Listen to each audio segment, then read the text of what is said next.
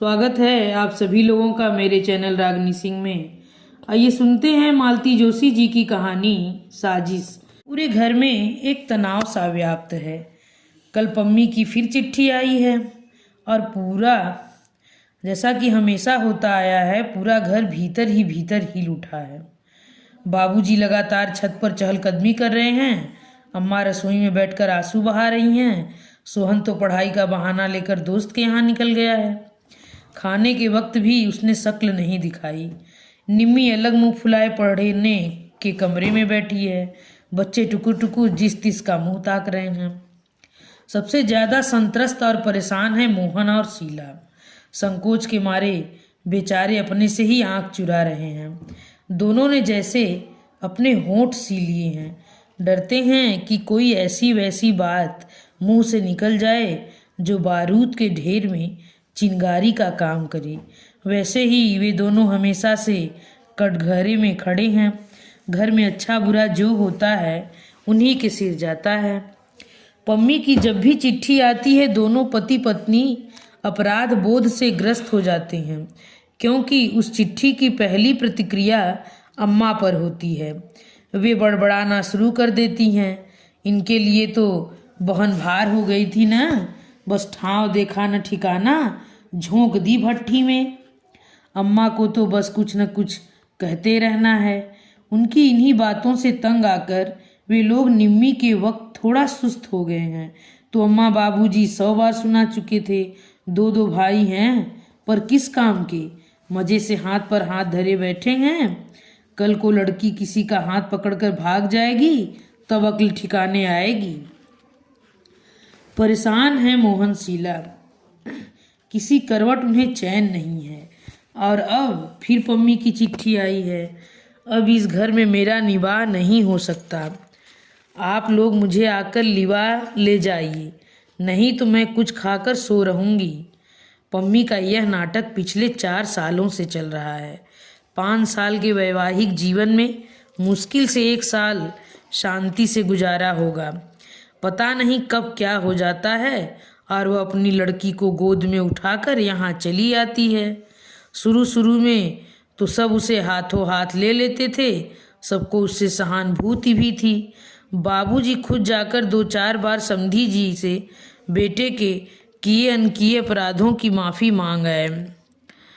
2-4 बार दामाद को घर बुलाकर समझाया बुझाया गया, पर हर बार कोई क्या करे। अब तो खीस सी होने लगी है। पम्मी जब भी आती है, घर का बना बनाया रूटीन तहस नहस हो जाता है। बजट की धज्जियाँ उड़ जाती हैं। शीला तो उन दिनों अपने सारे अरमानों की भावनाओं की गठरी बनाकर मन के एक कोने में पटक देती है, क्योंकि और सब लोग तो अपने अपने काम से बाहर निकल जाते हैं। पम्मी की दर्द भरी दास्तान और अम्मा के ताने उसी के हिस्से में आते हैं। यह तो वह किसी तरह सह जाती है, पर जब उसके फूल से बच्चे उपेक्षा का शिकार होने लगते हैं तो उसका खून खौल जाता है। उनके कपड़े, खिलौने, यहाँ तक कि दूध में भी पम्मी की मुनमुन का हिस्सा निकालना पड़ता है। दिन भर दादा दादी की डांट पड़ती है सो अलग। दुखियारी बेटे के लिए अम्मा उन दिनों कुछ ज़्यादा ही तरल हो जाती हैं। आए दिन घर में स्त्री पकवान बनने लगते हैं। अम्मा रोज पम्मी को लेकर रिश्तेदारों के यहाँ निकल जाती हैं और रिक्शे तांगे में ढेर सा रुपया फूंक डालती हैं। पम्मी का मन बहलाने के लिए निम्मी को ठेल ठाल कर उसके साथ सिनेमा या पार्क में भेज देती हैं। इन सब कार्यक्रमों के लिए शीला को ही पैसे देने पड़ते हैं, और वह भी खुशी खुशी, नहीं तो अम्मा का पारा चढ़ जाता है। बजट के गड़बड़ाते ही सारी व्यवस्था चरमराने लगती है। हर कोई एक दूसरे पर खींच उतारने लगता है। आरोपों प्रत्यारोपों का एक दर्दनाक सिलसिला शुरू हो जाता है। घर जैसे नर्क बन जाता है। तब ऊब कर पम्मी कहती है, यही सब सहना था तो मैं अपने घर में क्या बुरी थी। सारा घर जैसे सांस रोक किसी क्षण की प्रतीक्षा में जीता है। बाबूजी फौरन उसकी बात को उठा लेते हैं और तैयारी का आदेश जारी करते हैं। फिर ढेर सारे साज सामान के साथ भाई लोग उसे ससुराल छोड़ आते हैं। यह विदाई भी कम जानलेवा नहीं होती। घर की मामूली सी आय में एक बड़ा सा छेद कर जाती है। कोई जरूरी खर्च जैसे अम्मा की चप्पल, बाबूजी का टॉनिक, सोहन का स्वेटर या निम्मी का सूट अगली किसी शुभ घड़ी के लिए टल जाते हैं। फिर भी सब लोग राहत की, संतोष की सांस लेते हैं। पर खर्च की यह गहरी खाई ठीक से पट भी नहीं पाती कि पम्मी का खत फिर आ जाता है। 2 दिन लगातार तनाव झेलने के बाद शीला से नहीं रहा गया। पति से बोली, देखो तुम तो दिन भर बाहर रहते हो, इनकी नज़रें झेलनी पड़ती हैं मुझे। ऐसे देखते हैं जैसे मैं कोई हत्यारिन हूँ। तो क्या करूँ? उसे लिवा लाओ। इसका मतलब क्या होता है जानती हो ना? जानती हूँ, पर उपाय ही क्या है? कल को कुछ हो गया तो जिंदगी भर सबके ताने उलाहने सुनने पड़ेंगे।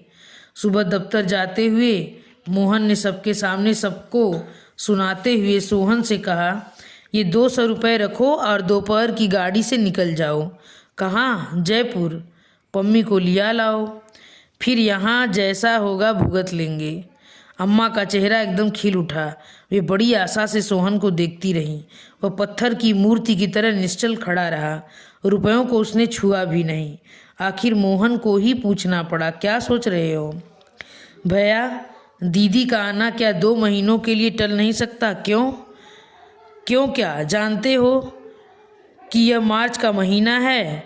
आपको अपने टीपू मीनू की चिंता न सही, मेरा और निम्मी का तो ख्याल कीजिए। दोनों की परीक्षाएं सिर पर है। इस समय तो कोई भी मेहमान अखरता है। दीदी तो फिर भी आप जानते ही हैं, आते ही सारा वातावरण गंदला करके रख देती हैं। घर में पाँव देने की इच्छा नहीं होती। पढ़ाई क्या खाक होगी? आप तो खुशकिस्मत हैं छोटे भैया। निम्मी ने सुर मिलाया। घर में पाँव देने की इच्छा न हो तो दोस्त के घर जा पड़ सकते हैं। हम क्या करें? दीदी आती हैं तो कितना काम फैल जाता है। वे तो किसी काम में हाथ नहीं लगाती, बस दिन भर बैठी बिसुरती रहती हैं। अपनी बिटिया तक उनसे संभलती नहीं, उसे भी हम पर थोप देती हैं। अम्मा एकदम हतप्रभ थी। तुम दोनों को अपनी सगी बहन भी जहर लग रही है? वाह रे कलजुग। मगर शीला खुश थी। अच्छा हुआ कि अम्मा जान तो गई कि पम्मी का आगमन सारे घर के लिए कितना अनचाहा अध्याय है। सबसे ज़्यादा खुशी तो इस बात की थी कि जो कुछ कहा सोहन ने कहा, निम्मी ने कहा, मोहन और शीला ने कोई बुराई नहीं की। उसके बाद वह प्रसंग एक तरह से समाप्त ही हो गया था। बाबूजी ने पम्मी को लिख दिया था कि बच्चों की परीक्षा के बाद वे खुद आकर उसे लिवा ले जाएंगे। इसी आशय का एक अनुरोध पत्र उन्होंने समधी जी को भी लिख दिया था। मोहन से कह दिया था कि एक आध पत्र बहनोई को भी लिख दे। हम उम्र हैं दोनों बातें वह प्यार से समझा देंगे। लेकिन इस बार पम्मी ने किसी का इंतजार नहीं किया। वे छुटकारे की सांस ठीक से ले भी न पाए थे कि वह रोती झींकती आ पहुंची। उसे देखते ही सबके चेहरे फक पड़ गए। उस दिन घर में उत्सव का सा वातावरण था। मोहन ने अपने एक परिचित को सपरिवार आमंत्रित किया था। यह निमंत्रण अनायास या अहेतुक नहीं था। निम्मी के लिए उस घर में बात चलाने की योजना थी। वे लोग इस बहाने घर को निम्मी को देख लें, यही इच्छा थी। घर को उस विशेष यत्न से संवारा गया था।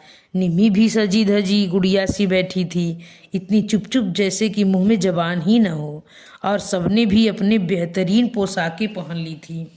शीला ने जिद करके सास को भी कलफ लगी साड़ी पहना दी थी। वे मिस्री की डली बनी मेहमानों से बतिया रही थी। बाबूजी सबके बीच में चुपचाप बैठकर सामने वाली पार्टी को परख रहे थे। शीला रसोई में व्यस्त थी। सोहन बाजार के चक्कर काट रहा था। मौका लगते ही बहन को चिकोटी काट लेता था। माहौल खुशी से सराबोर था कि पम्मी घर में भूचाल की तरह दाखिल हुई। आते ही उसने बुक्का फाड़ कर रोना शुरू कर दिया। मुझे वहाँ भट्टी में झोंककर यहाँ सब बैठकर गुलछर्रे उड़ा रहे हैं। इतनी चिट्ठियाँ लिखी पर कोई झांकने भी ना आया। किसी को परवाह नहीं है कि पम्मी जिंदा है या मर गई। इतनी ही भारी लगती हूँ तो हाथ पांव बांध कर कुएं में फेंक दिया होता। बार बार तंग तो नहीं करती। पर जब आपके पास देने के लिए कुछ नहीं था तो मेरी शादी क्यों की। लड़के वालों के सामने अच्छा खासा नाटक हो गया। महफिल तो उखड़नी ही थी। बार बार क्षमा याचना करके उन लोगों को विदा किया। उनका यहाँ से क्या जवाब आएगा, यह तो अब करीब करीब निश्चित ही था।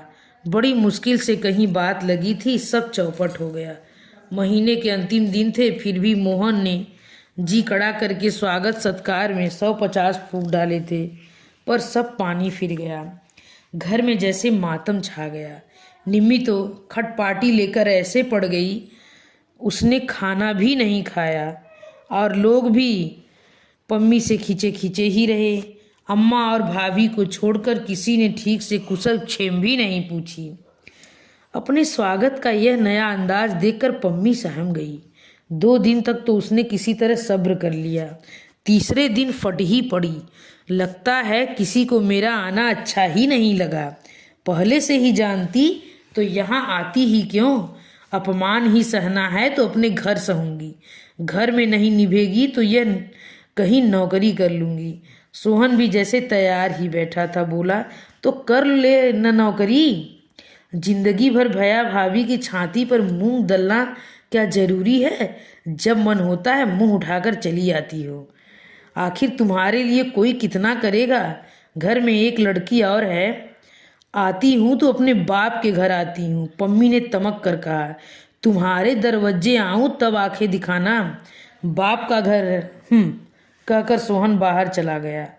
वह अपने दिल का गुबार निकाल चुका था। सुखी है सोहन, अविवाहित है, इसलिए मन की बात बेरोक टोक कह डालता है। कोई यह नहीं कह सकता कि बीवी ने उसके कान भर दिए हैं। अपमान से पम्मी के आंसू निकल आए। सबसे ज़्यादा दुख तो इस बात का था कि सोहन इतनी बड़ी बात कह गया और बाबूजी कुछ नहीं बोले, जिनके बल पर वह अकड़ रही थी। कानों में रुई दिए वे चुपचाप छत की कड़ियां गिनते रहे। बाबूजी, उसने कातर स्वर में पुकारा। सब सुन रहा हूँ बेटे, बाबूजी ने उसी तरह छत को निर्निमेष देखते हुए कहा।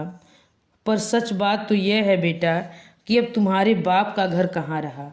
सब तो चुक गया। पेंशन जो मिलती है वह दवाइयों के लिए ही पूरी नहीं पड़ती।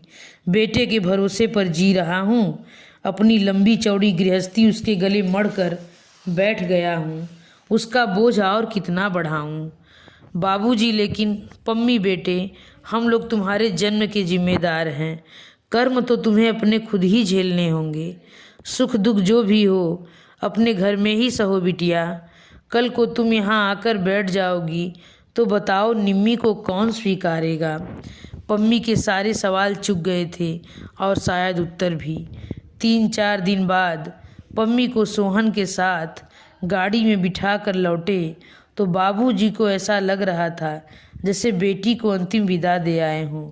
अगर कल को कुछ हो गया, पम्मी के ससुराल वालों ने यदि सचमुच कोई षड्यंत्र रच डाला तो वे भी उससे बरी नहीं हैं। इस साजिश में वे भी बराबर के हिस्सेदार हैं। इसी के साथ यह कहानी समाप्त होती है। अगर यह कहानी आप लोगों को पसंद आई हो तो कृपया इस चैनल को सब्सक्राइब और लाइक करना मत भूलिएगा। धन्यवाद।